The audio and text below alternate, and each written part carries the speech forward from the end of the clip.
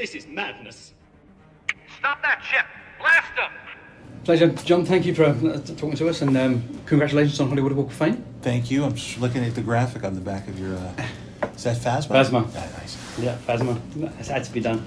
Now, given you're a student of the expanded universe, and you've used so many aspects in it for the Mandalorian and the Book of Boba, there are parallels of Mando's journey and Boba's journey in the original expanded universe. Okay, now, that's right. Have you taken any inspiration from Mando's journey Yes. for the new season? Oh, for the new season, I was saying that there was an image, there was a comic book page of, I think it was Django being rescued. That was definitely an inspiration for our flashbacks from The Mandalorian, just so you know. Of him being rescued and picked up and joining, you're now going to be a Mandalorian. I thought that was a very powerful image. And the question is, what's the EU, how is that inspiring? Yeah, has Boba's journey paralleling with Mando's? Boba's not. We're in pretty new territory now, because we're dealing with lore that we've sort of inherited from choices that we've made. Of Mandalorians don't take off their helmets. Mm-hmm. In the Clone Wars, their helmets are off all the time. Are we retconning? Are we changing it? Are we yet again? Are we doing something that's going to make it be either or? And our thing is, we really want to try to bring all Star Wars fans together and have something for everybody. That everybody's welcome. And whether you're a kid who's never seen Star Wars before, or you're somebody who saw it when it came out when you're 10, like me, and people like you who've been sort of following a lot of it all the way through, we want to make sure that everybody feels equally at home there. And so a lot of what we might seem like inconsistencies,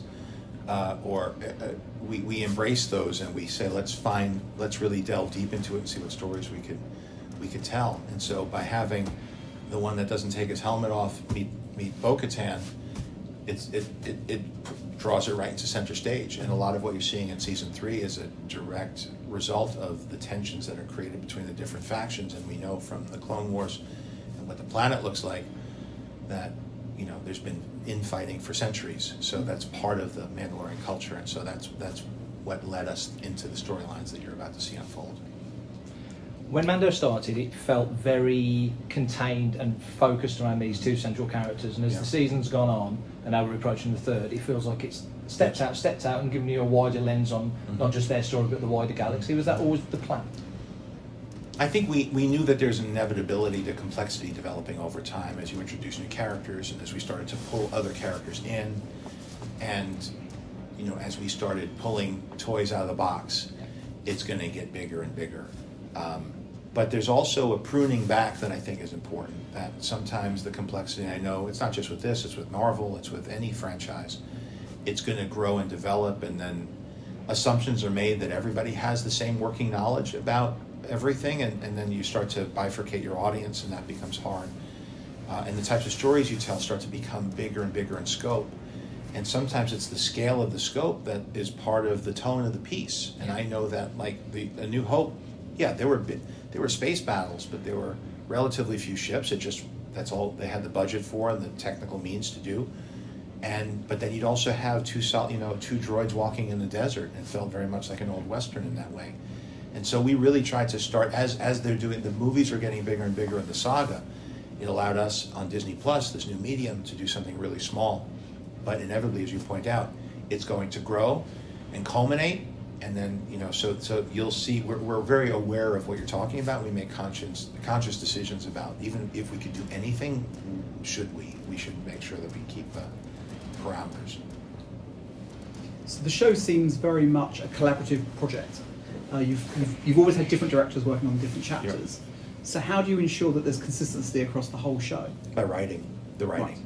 By writing, and by having, Filoni is also a great mentor to me in that way, because he studied at the feet of George for so long, and in animation, it's so labor intensive, and there's so many artists involved that you have to create consistency. Right. I honestly learned a lot from studying with chefs for that movie, because chefs, they can't cook every meal. Sure. But they could develop the menu, and then they could also be there at the pass, as they say, as they nothing gets served that doesn't pass in front of them, and they may clean the plate, garnish it, send it back. So there's a certain sense of quality control and a sense of consistency that you get from that. But I think by having the stories not be one big serialized story, it allows us to have diverging tones in each one that reflects the artistic inspiration of the directors. So I think the combination of scripts that I write the lion's share of, and directors, some of which, some of our best directors never even directed before, the television environment allows for a collaboration that you wouldn't see as readily in film.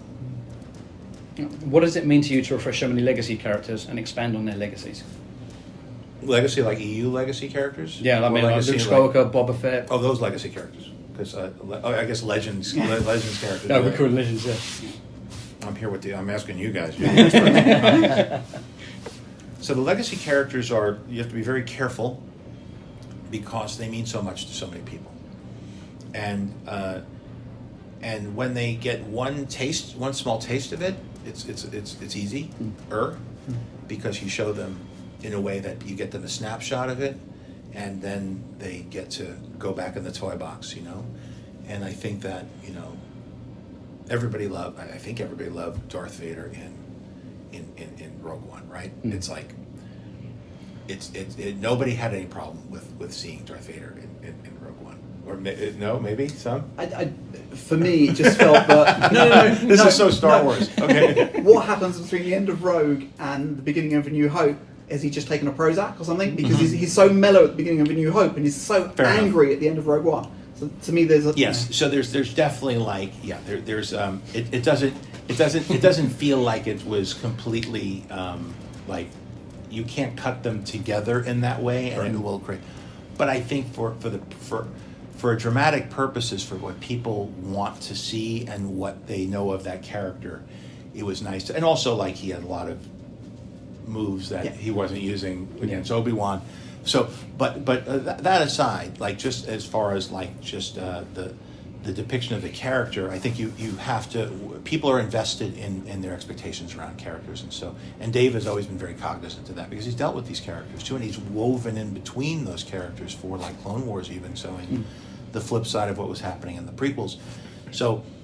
You have to always be respectful and know that when you have a character you create on your own, you have much more freedom than when you're dealing with a character like Darth Vader or any of the legacy characters, Luke.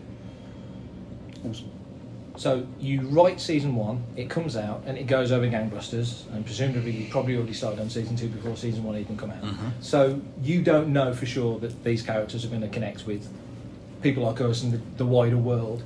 So in that sense, how reactive are you to the success of the characters you've written in continuing the story? Of course, they're central to it, but Baby Yoda as he was, Grogu as he is, might not have cottoned on the way he did. So are you sort of always keeping that in mind? Yeah, I think you have, we definitely have, we sit in a room like this and we have a board up on the wall, and Filoni has better penmanship than I do, and and he'll draw all the time, so it's good to have him with the pen in his hand, and we'll start to make notes about where things are going, what happened, and often I'll just start to spit out ideas and usually write scenes, send them off to Dave, and Dave will be like, oh, this is interesting, but it wouldn't be that kind of ship. You should look into this, and he has a really good working knowledge of everything, but we also have resources of other people, so it'll be like, oh, there was a ship from a game that never was in the show, but there's a lot of fan art around, and the fans liked it. I think this would be a good one to pull in. Let me call my brother, because he used to play that game. So it's that kind of thing. It's very informal.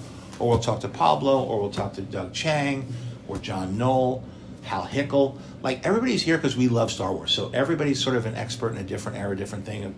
I don't know the prequels as well as Dave. And then people who've worked on the sequels, and people who worked on the Clone Wars. And then I'll pull some stuff like the Ambin rifle from the Christmas special, or the Cantono, just things that I think are where we round out the details for the people who are the fans, but then also making it accessible for people who might not know it. They don't lose out because they don't know it, but it just adds a little bit more dimension to it. So, but by the time we finished season 1, by the time season 1 aired, we already knew that it had to be Luke. Right. And so we reached out to Mark, and because and if you remember, he did a cameo as a droid voice, Yeah. right?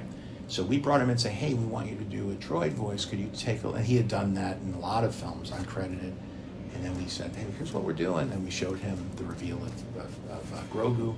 And we showed him what we're doing. And he was into it. Like, he was, like, interested and curious. And we said, and we're thinking of maybe, like, he's going to have to... We're going to end this season with him. The next season is going to be the quest to find a Jedi.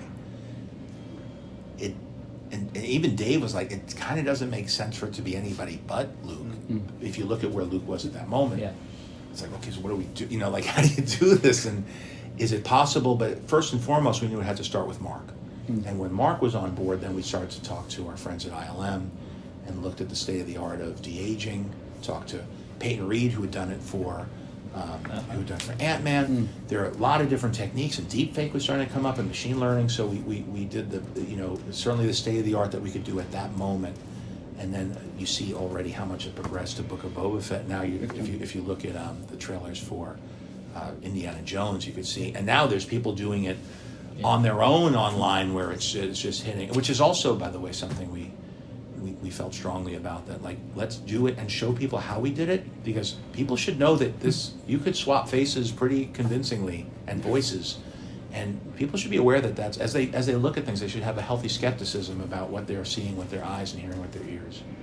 How's your relationship with Dave changed over the last 5 years? Because obviously you were sort of thrown together, and Kind of. Yeah. Like, Kathy was really smart in saying, was. like, you two might, she's a producer, like, she's a studio head, but she's a producer at heart. Like, that's her superpower, is she sees the big picture and understands how to put elements together and knows who would synergize. Mm-hmm. And she says, Dave's working on this thing with Mandalorian. It was much different than this. It was more about lore and more, and it was unclear what medium it would be in, but there was some discussion going on. And she said, and I said, of course I know Dave. Dave I met at the ranch when we were mixing Iron Man, the sound for Iron Man. He was starting Clone Wars. Showed me and my kid. My kid was little, and my kid's now in college. And so I did the voice of Pre Vizsla. So we all already had a good thing going. And I just loved going in there. And the Darksaber was something, that wasn't originally in the script. That was something George put in, because there was I think it was a vibro blade that was being used to parry a lightsaber. And George was like, no, you can't do that. And Dave had to redo everything. I had to come in again. And my wife was like, he's right. That is cool. Like, George knew. Like, he got the good instinct. It seemed like it was arbitrary. And now the Darksaber had become, like, such an interesting, iconic thing. This was the foundation of this whole, what's happening in this whole series. So it has, and then he had never done live action direction before. That's right, yeah. So there was so there's sort of been like a two-way teaching process going on, where I'm learning about this long-form storytelling and what he learned from George about laying stuff out cinematically and using a lot of animation pre-production techniques. But then him doing live action, and that's why George was by the set, because when Dave was directing, George was there just yelling at him like a sports fan, saying, "You're not going fast enough. You should, how many setups did you get today?" But he really cares deeply about Dave. And now Dave, now it's evolved because of Ahsoka. So now Dave is like, there's all of these characters he's developed, bringing them to live action. And, he's the one who's really qualified to flip cards over about what's happening in the big picture. But all of our films, even Skeleton Crew, which is a much more intimate story than Ahsoka, they all have to work because they're in the same time period. Yep. So there's a lot of communication that goes on, and there's a lot of dividing and conquering as far as creatively, now that we have so many different shows going.